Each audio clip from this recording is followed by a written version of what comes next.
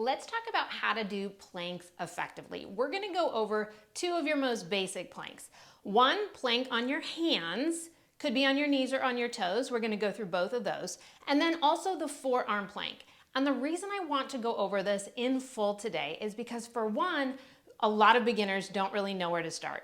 Two, I see so many advanced clients who are not doing a plank properly to really get the core engagement and the core work. And if you're not doing an exercise properly, you're one, not gonna get any results, so it's kind of a waste of time, and two, risk injury. So none of those things are good. So let's go through all these different variations from beginner level through advanced to make sure that you are doing this perfectly. All right, let's start with your basic plank. So on your hands and on your knees, ideal for beginners, but everybody go ahead and get into this move so you can really feel what I'm talking about. Now, first thing you do for checking alignment is you make sure that this shoulder is over the wrist. Both shoulders are over wrists. And that means that you don't want to be here. That's no good for your wrists. So a lot of people who have issues with wrists doing planks, this can be why. You also don't want to be back here, and this is usually a sign that you're just not very strong, and you really want to focus on being here. Now, the next point of alignment is your gaze. So when you're doing a plank, you don't want to drop your chin, you don't want to look up, you kind of want to look forward and slightly down. And what this does is it sets up the next alignment piece, which is one straight line from your tailbone through the crown of your head. Now, if you drop your hips, you're not gonna have that straight line. If you're rounding over, you're not. And also, if you're maybe aligned in the thoracic area and your back, but you drop your chin, then you're gonna break that complete line. So think one line from the tailbone through the crown of my head, and then I want you to actively pull your belly into your spine. When you do this, you've now activated your core in the right position, and you're gonna get such a better result from that. And that's where you wanna start before you progress to go onto your toes. But let's go ahead and go over that alignment. All right, when you take a plank on your toes, let's start with that same alignment, which is shoulders over wrists, which means I don't want to be here, way too much strain on my wrists, and I don't want to be back here, might be an indication I'm not that strong yet. I want to be right here.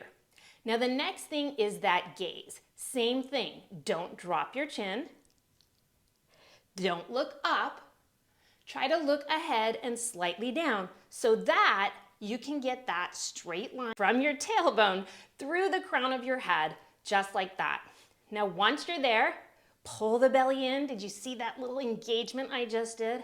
Squeeze the glutes, squeeze the quads. You're gonna feel this in your full body, in the quads, in the shoulders, and in the core if you are aligned properly. So again, always make sure you go through those alignments and then really engage. Make sure those shoulders are over wrists, whether you're on your knees or your toes. Make sure your gaze is forward, slightly down, and you've got that one line from the tailbone through the crown of your head. Now, what about the forearm plank?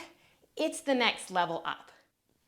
All right, level one, we're on our forearms, we're on our knees, almost like our thighs. Now look at your hands. Now our gaze is sort of between the hands, not looking up, not dropping chin, but sort of like between the hands, maybe slightly in front. Now I still want the shoulders now over the elbows. So make sure you're not out here, and also make sure you're not back here. I typically see this kind of thing when you're not strong enough to fully engage shoulders over elbows. So check that alignment first. Then make sure you're not dropping down here. This is more like a cobra.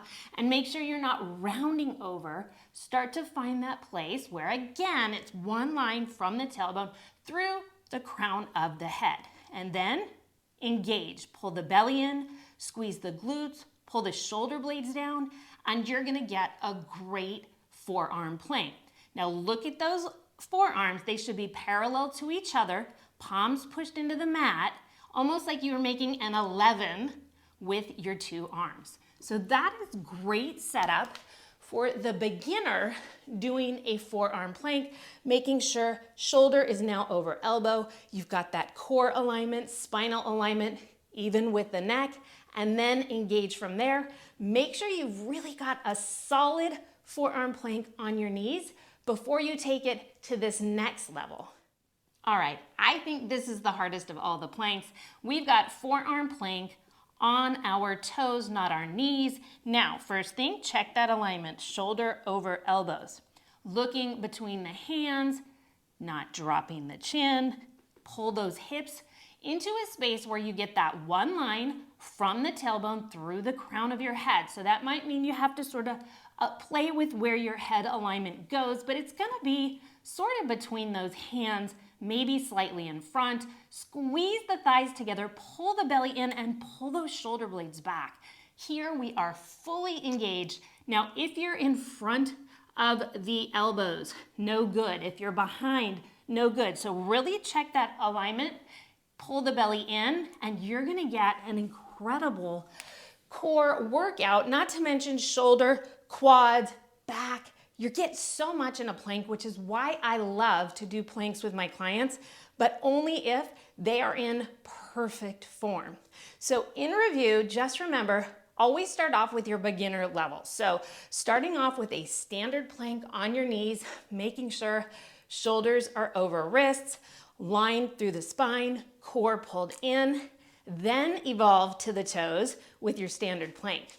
Then getting into forearms on your knees, again, checking alignment, shoulders now over elbows.